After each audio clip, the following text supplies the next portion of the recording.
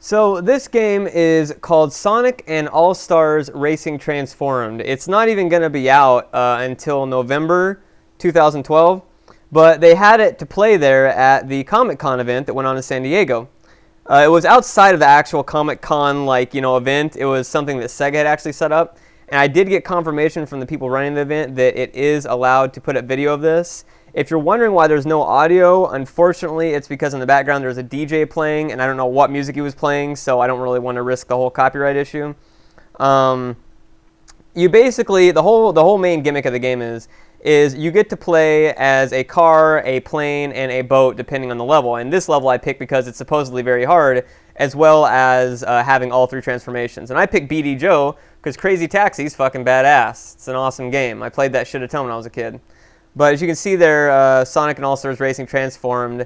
The levels are based off of older Sega titles and some newer Sega titles. There's a Panzer Dragoon track, a Super Monkey Ball track, and this Golden Axe track. They're all available. Somehow, apparently, you can race on fucking lava with a boat. I'm not really sure how that's possible, but okay, I'm on a boat.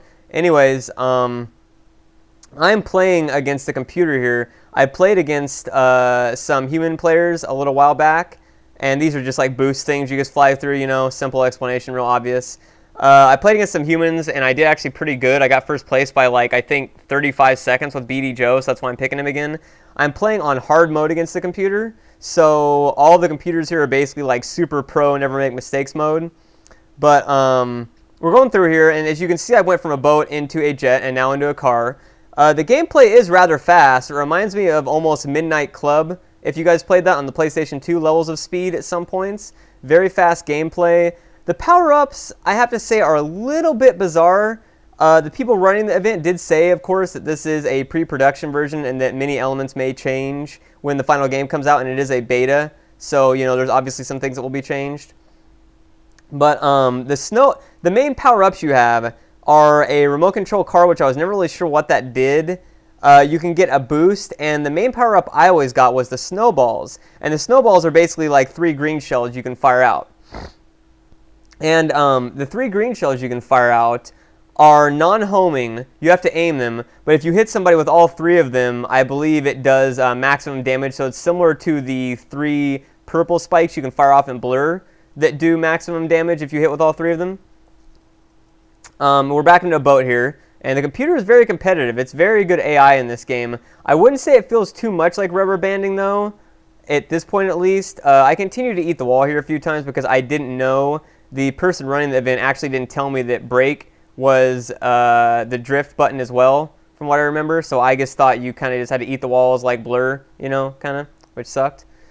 Or no, Blur didn't suck, but it just sucked that, I kept on having to eat the walls. Now, I fired those off, and somehow I hit that guy 50 miles away, so I didn't really know about that one. That was just, I guess, pro instinct. And so, we're going through here on the second lap. This match is 3 laps. Oh, and there's that glove behind me. Now, I think the glove is pretty overpowered. I do think they should either reduce the time that has, or just change it completely, because it's essentially protection from being hit by anything from behind for at least 15 or so seconds is what it feels like, which I think is really too long to basically have invincibility for that. When I played against the human opponents, I got that glove constantly. So I was basically invincible the minute I got into first from any sort of people behind me hitting me with anything. So I do think that needs to be changed for sure. The actual gameplay and music, though, are both really good. The graphics are good. The tracks are fun. They're well organized.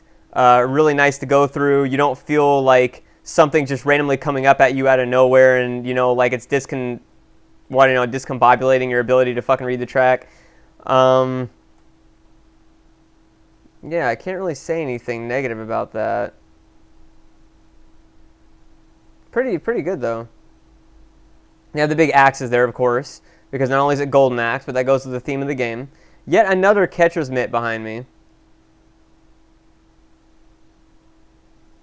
You see, I got the remote control, and you fire that off, and you can see it land there, I believe, but I don't really know what it does. See, it's going after them, but I don't know if it attacks them, if it's like a red shell, maybe. Maybe that's what it does. I'm not really sure.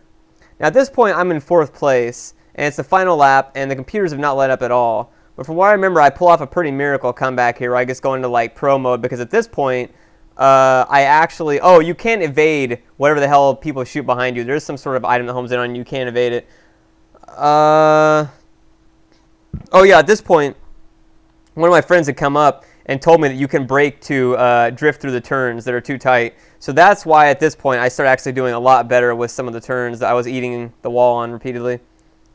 Again, very good environmental factors in this game too. It makes you feel, oh yeah, you can fly. You don't even have to turn into a car yet. You can just say fuck it and just keep on flying if you want, which I thought was an interesting point about the game, that you don't have to traverse it on that kind. You get what I'm saying? Or maybe that was just that setup for that portion of the track. I'm not sure. Maybe it was only that way for that lap. Sometimes they do that. They change it on the laps.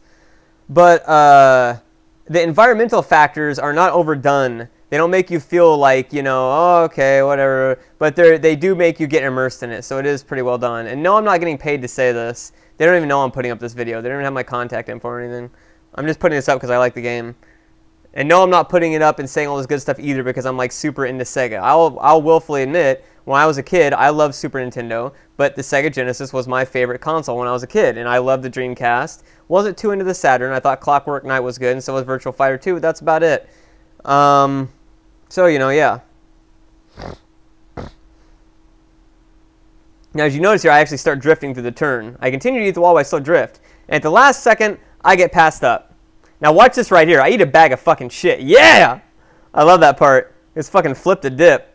So, I'd advise you all maybe check this out when it comes out. See how different it is from this build of the game. And, yeah. That's about it. And thanks for watching as usual.